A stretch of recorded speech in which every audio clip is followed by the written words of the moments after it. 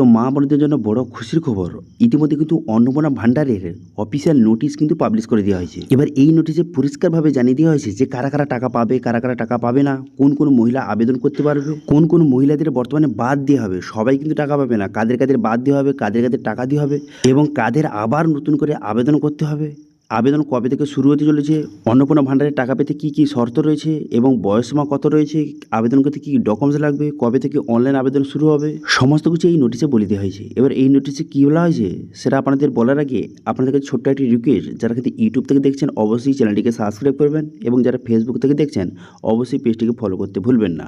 তো চলুন আজকে ভিডিওটা শুরু করা যাক। দেখতে পাচ্ছেন এখানে বলা হয়েছে যে women and child development department থেকে এই নোটিশটা কিন্তু পাবলিশ করা হয়েছে অন্নপূর্ণা ভান্ডারে অন্নপূর্ণা যোজনা। এখানে কী বলা হয়েছে, এখানে বলা হয়েছে পশ্চিমবঙ্গের মহিলাদের প্রতি মাসে 3,000 টাকা আর্থিক সহায়তা দেওয়া হবে।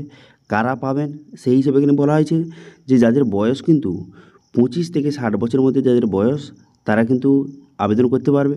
নিজের শর্তগুলি দেওয়া রয়েছে এবং কোনো রকমের সরকারি চাকরি বা সরকারি পেনশন পাওয়া যাবে না এবং ইনকাম ট্যাক্স দেওয়া যাবে না, তবেই কিন্তু আপনি এলিজিবল হবেন। ঠিক আছে, অর্থাৎ যেসব মহিলারা কিন্তু কোনো রকম সরকারি চাকরি বা পেনশন পান না এবং যাদের কিন্তু 25 থেকে 60 বছরের মধ্যে যাদের বয়স এবং যারা কিন্তু ইনকাম ট্যাক্স দেয় না তারা আবেদন করতে পারবে।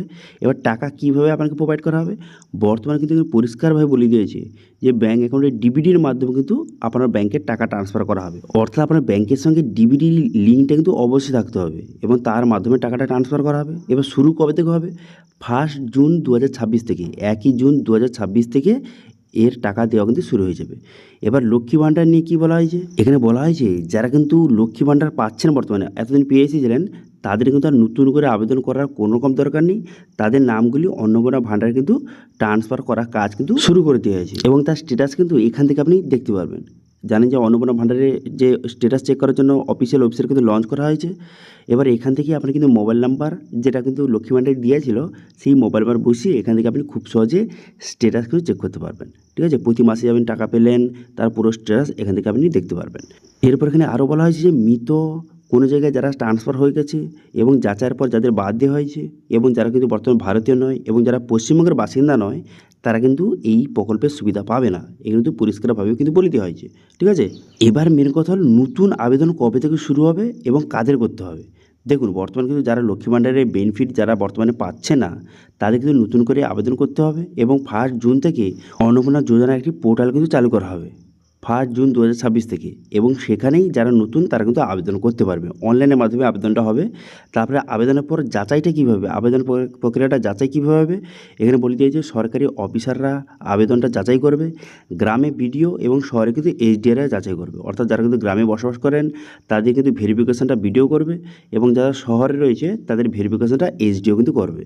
তাহলে আশা করি বুঝতে পারছেন যেখানে পরিষ্কারভাবে বলে দেওয়া হয়েছে যে যারা কিন্তু বর্তমানে যে 25 থেকে 60 বছরের মধ্যে যেসব মহিলা রয়েছে তারা আবেদন করতে পারবে এবং তারা যেন কোনো রকম সরকারি চাকরি অথবা পেনশন যারা না পায় এবং যারা ট্যাক্স যারা প্রোভাইড করে না বর্তমানে তারা কিন্তু এই প্রকল্পের জন্য যোগ্য এবং তাদের কিন্তু প্রতি মাসে 3,000 টাকা করে প্রোভাইড করা হবে 1 জুন থেকে। ঠিক আছে, এবং যারা লক্ষ্মী ভাণ্ডার বর্তমানে পেয়ে এসেছিলেন এতদিন তাদের নতুন করে আবেদন করতে হবে না, তাদের নামটা কিন্তু সরাসরি অন্নপূর্ণা ভাণ্ডারে ট্রান্সফার করে দেওয়া হবে এবং 1 জুন থেকে তারাও কিন্তু 3,000 টাকা করে তাদের ব্যাংকে কিন্তু পেয়ে যাবে ডিবিডির মাধ্যমে। ঠিক আছে, এবার নতুন আবেদন কারে করতে হবে, যাদের কিন্তু কোনো রকমের লক্ষ্মী ভাণ্ডার যারা প্রকল্পের সুবিধা পাচ্ছেন না তাদের নতুন করে আবেদন করতে হবে এবং এর অনলাইন পোর্টাল কিন্তু খুব শীঘ্রই চালু হতে চলেছে। 1 জুন থেকে অনলাইন পোর্টাল কিন্তু চালু হয়ে যাবে এবং সেখানে আপনাকে অনলাইন আবেদন কিন্তু করতে হবে। ডকুমেন্টস কী কী লাগবে, দেখুন লক্ষ্মী ভাণ্ডারের প্রকল্পে যেসব ডকুমেন্টস সেই সব ডকুমেন্টস কিন্তু মোটামুটি লাগবে।